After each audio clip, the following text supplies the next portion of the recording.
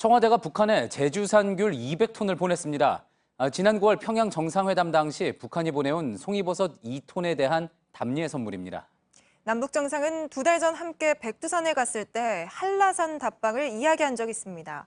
제주산 귤 선물을 계기로 답방 논의가 구체화될 수 있다는 관측이 나옵니다. 먼저 유선희 기자입니다. 병사들이 활주로에서 하얀 상자들을 고정시키고 이 상자를 가득 실은 공군 수송기가 잇따라 날아오릅니다. 청와대는 10kg짜리 제주산 귤 2만 상자 총 200톤을 북한 평양 순안공항으로 보냈습니다. 9월 평양 정상회담 당시 북한이 보내온 송이버섯 2톤에 대한 답례 선물입니다. 문재인 대통령이 직접 귤을 선택했습니다. 제철이기도 하지만 제주산이라는 점에서 의미가 있다는 분석입니다.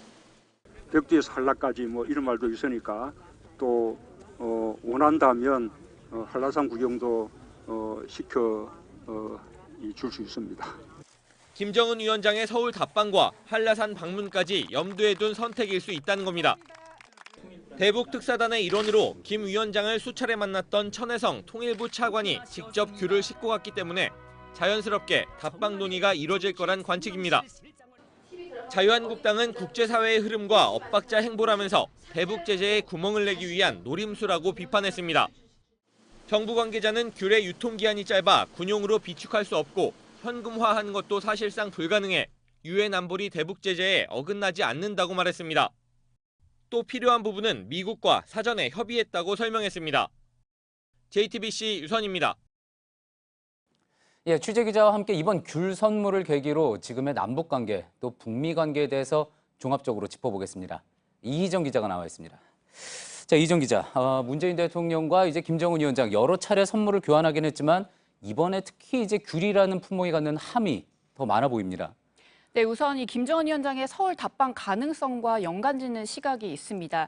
물론 여전히 유동적이긴 하지만 이 김 위원장의 연내 답방에 대비한 일종의 사전 정지 작업 차원이라는 건데요. 청와대는 물론 확대 해석을 경계하고 있습니다. 다만 문 대통령이 지난달에 이 김 위원장의 제주도 방문 가능성을 직접 언급한 적이 있는데요. 들어보시죠. 예.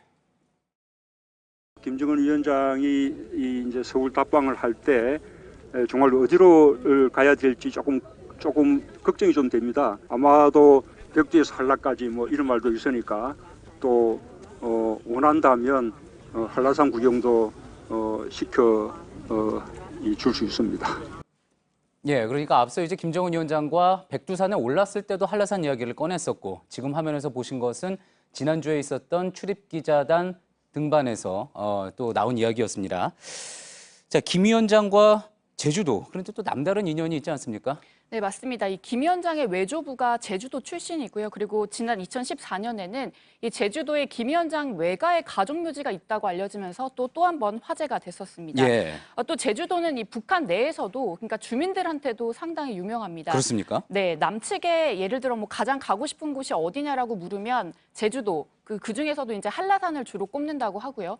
또 이번에 선물을 한 귤 같은 경우에도 북한에서는 사실 재배가 좀 힘든 품종이기 때문에 제주도산 귤 한번 먹어보고 싶다 이런 이야기들을 좀 많이 한다고 합니다. 예. 따라서 이런 면에서 좀 제주도산 귤이 가지는 또 상징적인 의미도 있는 걸로 보입니다. 그렇겠군요.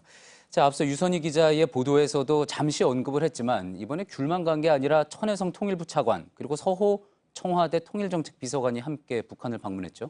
네, 천혜성 차관과 또 이 서호 비서관이 귤을 직접 가지고 또 방북을 했습니다. 그래서 이 귤 특사라는 말까지 나왔는데요.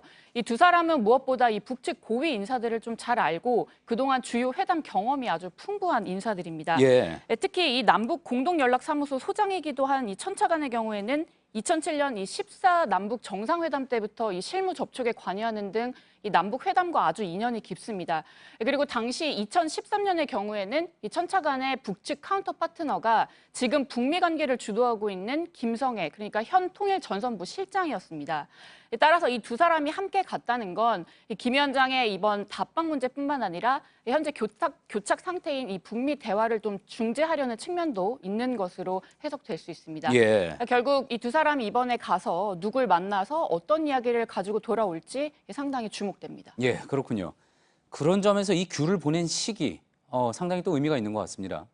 네, 사실 지난 8일 예정됐던 이 북미 고위급 회담이 갑자기 연기가 된 상황에서 우리 정부 입장에서는 묘수를 찾기가 상당히 힘들어졌습니다. 예. 그동안 북미 관계를 견인할 카드로 하나로 거론됐던 게 바로 이 김 위원장의 서울 방문입니다.